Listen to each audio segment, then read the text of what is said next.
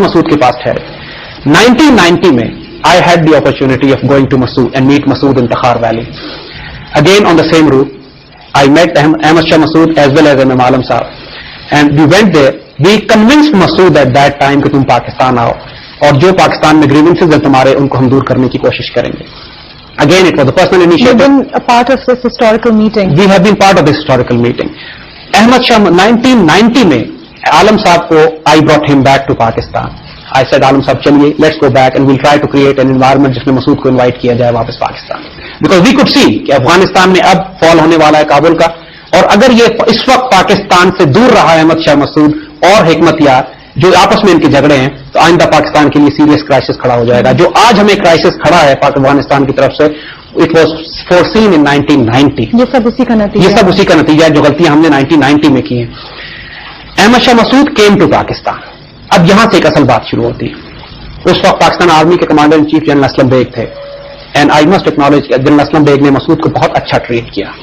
For the first time Masood got the respect that he deserved. Pakistan نے اس کو respect دی, اس کو عزت کی, اس کو اسلحہ دیا, اکوپمنٹ دیا, سپلائی دی, پیسے دیے. چترال سے سڑک بنائی گئی, ایک وہ تمام علاقے کہ جہاں پر ایک قدم چلنا ممکن نہیں.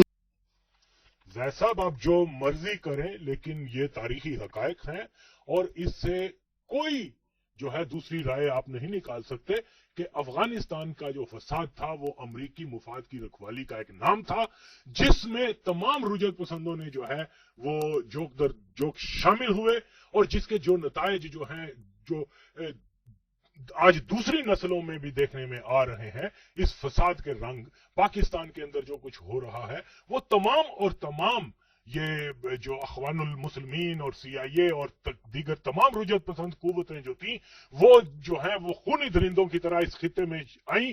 انہوں نے جہاد کے نام کو استعمال کیا, لیکن وہ جہاد نہیں تھا, وہ فساد تھا امریکی مفادات کی رکھوالی کا, کہ نام کو آپ لوگوں نے آپ جیسے دین فروشوں نے جہاد کا نام دے دیا ہے.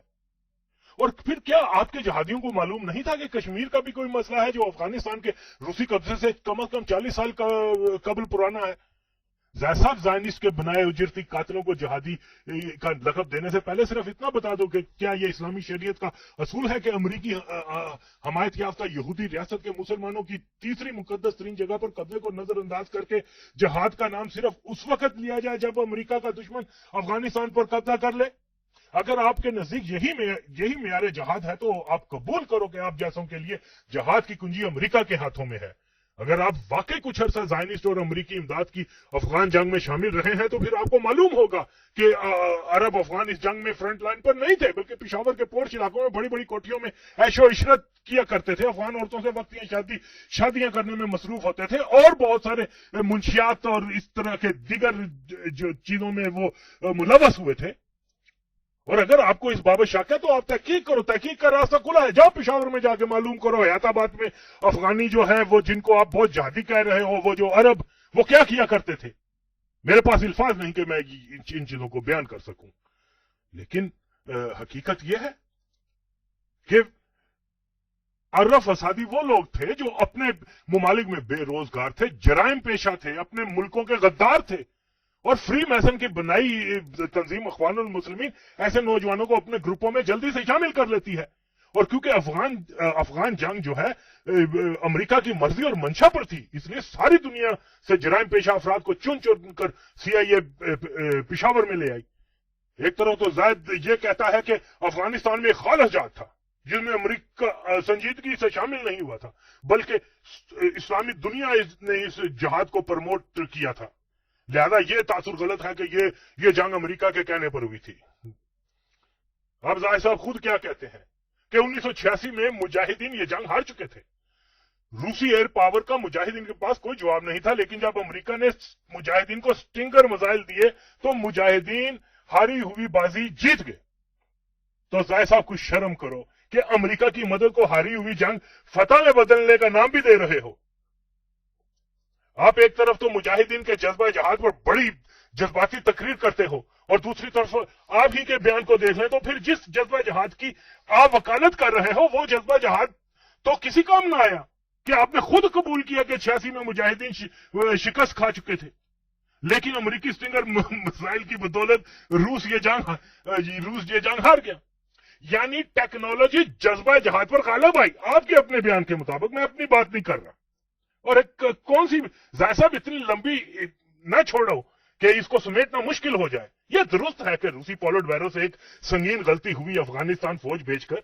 آپ کو معلوم ہی ہوگا کہ روس نے پہلے اپنے 40 ڈویژن فوج بھیجی جو ریگولر آرمی بھی نہیں تھی، اور پھر جب جنگ سنگین ہو گئی تو روسی سیاسی قیادت اور فوج کا اس مسئلے پر اختلاف ہو گیا کہ افغان جنگ کے لیے 2 لاکھ فوج دی جائے، روسی افواج کو مکمل اختیارات دیے جائیں اور 6 ماہ کے بعد مجاہدین کو ختم کر دیا جائے گا. اگر ایسا نہیں تو پھر روسی فوج کو واپس بلا لیا جائے. لیکن روسی فوج کی یہ ڈیمانڈ قبول نہیں ہوئی. جب گرباچوف روس کا صدر بنا تو وہ مغرب سے نزدیک ہونا چاہتا تھا. کمیونسٹ پارٹی میں اپنے اقتدار کو مضبوط کرنے کے لیے اس نے بہت سی اصلاحات شروع کر دی اور افغانستان سے فوج کی واپسی بھی اسی کا نتیجہ تھی. گرباچوف کا نظریہ یہ تھا کہ مغرب سے خوشگوار تعلقات رکھ کر روس کو ایک منڈی مل جائے گی. یورپ کو گیس کی ترسیل شروع ہو، گیس اور خام مال کی ترسیل ہوگی. سرد جنگ کا خاتمہ ہوگا. جب روس اور مغرب قریب ہوں گے تو مغرب کی اسلامی شدت پسندوں کی حمایت میں کمی بھی نمایاں میں ہوگی، جس سے سوویت یونین کی مسلم ریاستیں اور افغانستان شدت پسندوں سے محفوظ ہوگا. یہی وجہ تھی کہ گرباچوف نے یو ٹرن لیا اور افغانستان سے فوج کو واپس لانے سے پہلے اس نے مغرب کو بھی افغان باغیوں کی حمایت سے باز رکھا تھا. اور اس دوران کے جی بی کی یہ رپورٹ تھی کہ مجاہد گروپ اس پوزیشن میں نہیں کہ شہروں پر قبضہ کر سکے. ہر گروپ ایک مخصوص علاقے اور قومیت سے تعلق رکھتا ہے.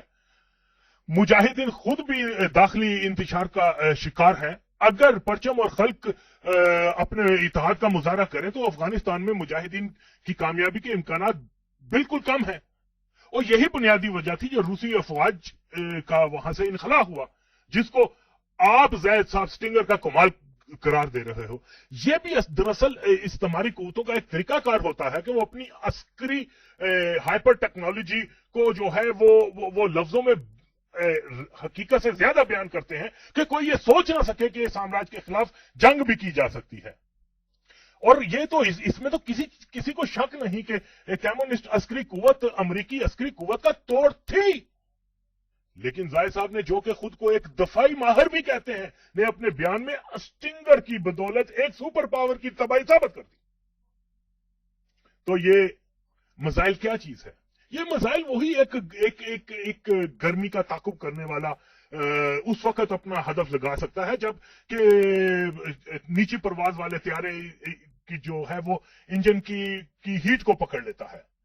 ہاں، اگر طیارے یا ہیلی کاپٹر سے آگ کے مزائل ضد گولے چھوڑے جائیں تو اسٹنگر اپنے ہدف کو نہیں پکڑ سکتا. شروع میں روسیوں کو کچھ نقصانات اٹھانے پڑے، مگر جب طیارے سے مزائل کا دفاع کرنے والے آگ کے گولے چھوڑے گئے تو مجاہدین بے بس رہے. اب دیکھیں، جلال آباد اور قبضے کے لیے مجاہدین کے پاس اسٹنگر بھی تھے. افغان باغیوں کی آپس کی جنگ کے دوران بھی ان کے پاس اسٹنگر مزائل ہوتے تھے. اب زاہد صاحب بتا سکتے ہیں کہ روسی فوج کے افغانستان جانے کے بعد کتنے طیارے اور ہیلی کاپٹر جو اسٹنگر کی مار بنے جن کے پائلٹ افغان تھے؟ تو جواب تو ہونا کوئی بھی نہیں تھا. اور یہ بالکل یہ تاثر غلط ہے کہ اسٹنگر کی وجہ سے جو ہے وہ روسیوں کو افغانستان چھوڑنا پڑا. ان کے حالات، ان کے پالیسی وہ تبدیل ہوئی، انہوں نے چھوڑ دیا. ٹھیک ہے، ایک غلط کام تھا، وہ انہوں نے اس چیز کو چھوڑ دیا. لیکن یہ کہنا کہ مجاہدین نے ان کو مار مار کر بگا دیا، یہ اس صدی کا سب سے بڑا جھوٹ ہے.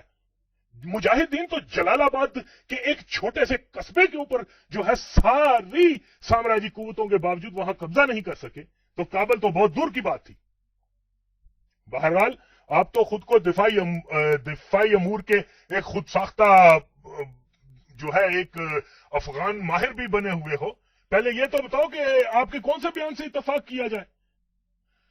خیر، آپ تو ایک خود ساختہ افغان ماہر ہو. اس دنیا میں تو خود ساختہ نبی بھی ہوئے ہیں اور ان کے خود ساختہ صحابی بھی. آپ کی باتیں سن کر یہی تاثر ملتا ہے کہ احمد شاہ مسعود آپ کا کوئی بہت ہی قریبی دوست یا رشتہ دار تھا. اگر کوئی رشتہ داری کا چکر ہے تو بندہ کچھ نہیں کہہ سکتا، اور اگر اس کے آپ ذاتی دوست تھے جو آپ اس کے اتنے قریب ہو گے تو بھائی آپس کی بات یہ ہے کہ احمد شاہ مسعود کسی کا دوست نہیں تھا. یہ شخص ضدی، شکی مزاج، انتہائی مغرور اور انتہائی ظالم انسان تھا. ایک طرف تو خود کو اسلام کا مجاہد بھی کہتا تھا اور دوسری طرف شراب کا شوق بھی تھا اس کو. بلکہ اسی طرح دیگر افغان جو جہادی تھے وہ ان کے کام کچھ اور ہوتے تھے اور نام یہ اسلام کا استعمال کر رہے ہوتے تھے، منافق تھے. بہرحال جس بندے کو آپ نے ساری پاکستانی قوم کے سامنے پاکستان کا ہمدرد دوست کہا ہے، یہ ایک بدترین جھوٹ ہے جس کا زاہد صاحب آپ ساری زندگی دفاع نہیں کر سکتے. مسعود کسی ڈسپلن یا نظریے کا پابند نہیں تھا.